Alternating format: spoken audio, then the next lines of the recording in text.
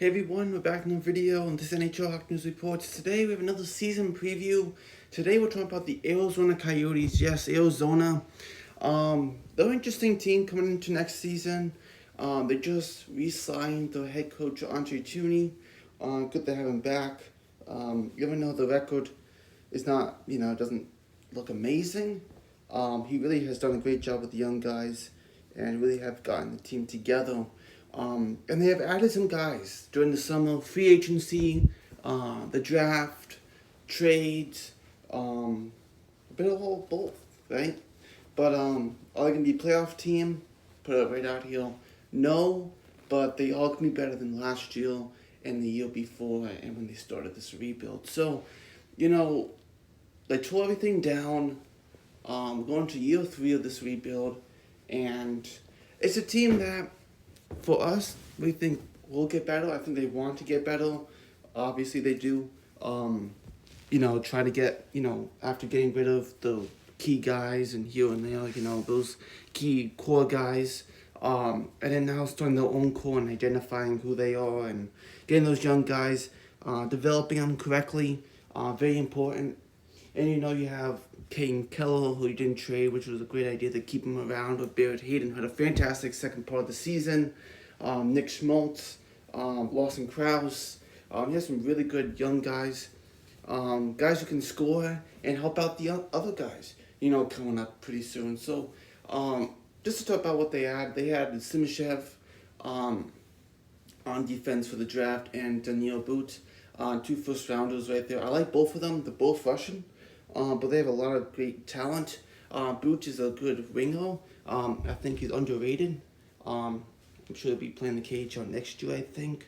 But he should be good. And Simishev is like a big defenseman. Since the Canadians picked David Reinbacher, that meant that, the Coyotes wanted Simishev. And, both of them are very good. Reinbacher's a big 6'3" defenseman, and Simishev's a big, solid defenseman also. So, that's what they wanted, either or, and they got one or the other, right? So good to see there. But going into Arizona now, this coming season, what do we expect from them?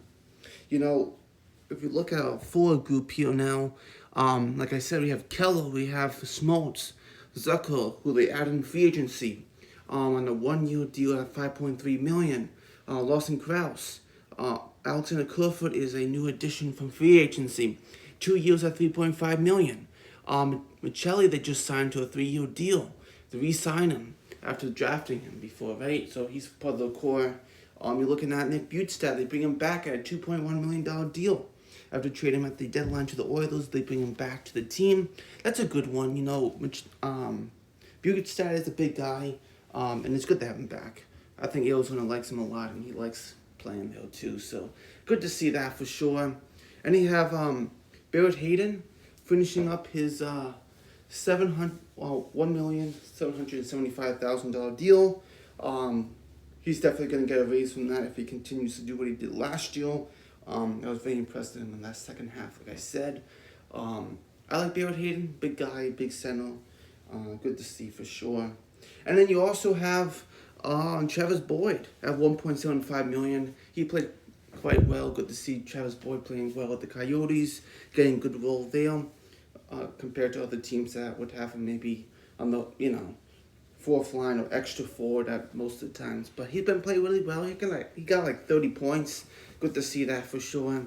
And then moving on to Jack McBain. He's a big guy. Just signed a $1.5 million deal here. It's basically 1.6. But you're looking at that, and 23-year-old big center. Took a little time to get adjusted, but that second half of the year was definitely better for him. Good to see that, and looking at a 2-year deal. Good to see from him. And you also have Logan Cooley, who should be your number 1 center eventually, one day, right? Cooley is that offensive, dynamic, young. Even though he's small, he has that dynamic stuff and should sell tickets too, which Arizona does need. And I thought about this at the draft. With Arizona in 2022, you have Shane Wright, you have Eli Sokowski, you have Simon Nemec. Guys like that. They picked 3rd overall, so the Habs picked Slavkovsky obviously first. Second was Simon Nemec. third, here comes the Coyotes. They could pick, Logan Cooley. They could pick, Shane Wright. Other guys too. But they go with Logan Cooley because he sold tickets because he is a offensive skilled center. And that's what they need to do. Like I said, sell tickets. Shane Wright's more of a two-way center. Won't wow you, but does everything right.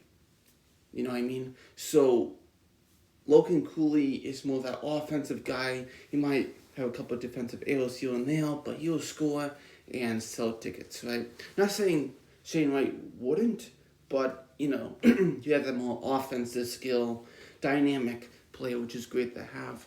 And you have Dylan Gunther, who's another really solid winger, offensive guy. He's 20 years old, has 2 years on his deal. You have Liam O'Brien as a fourth liner, and Michael McCoy.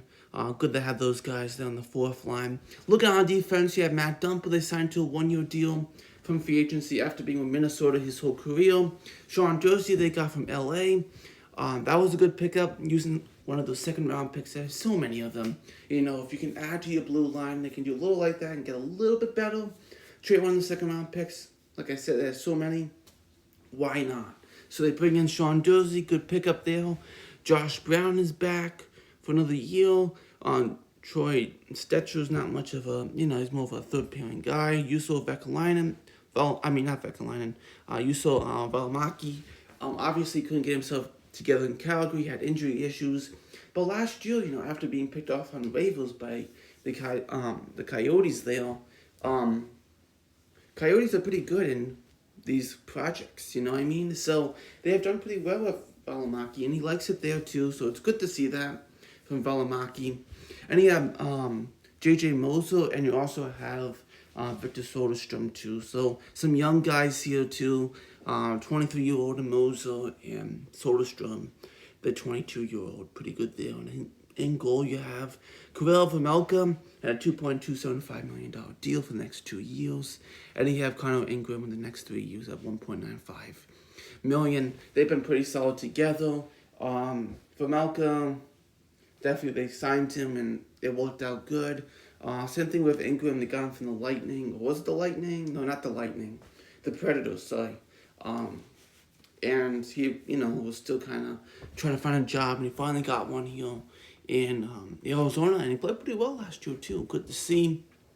Look on the LTIR, who they got here. Jacob Voracek, obviously, he's not going to be playing anymore.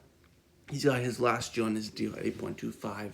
Shea Weber, obviously the Habs, last time he played was with the Habs, but then he got traded to Vegas with his LTIR for Dadnoff, and then that whole thing. Shea Weber got traded to the Coyotes in the offseason, or when was the offseason, I think, right?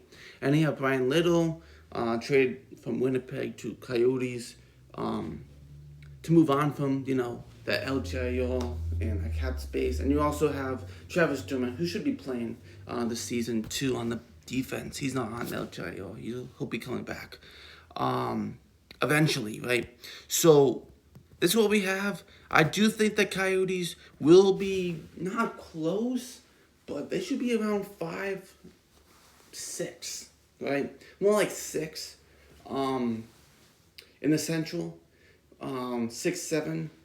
But that's not bad, getting better little by little, making the core very good by them, and hopefully things go well. So, like I said, maybe not 5, more like 6 or 7, I should say, reasonably. But 6 would be nice. In the Central, that would be nice, right? So thanks for watching, and I'll talk news reports next video.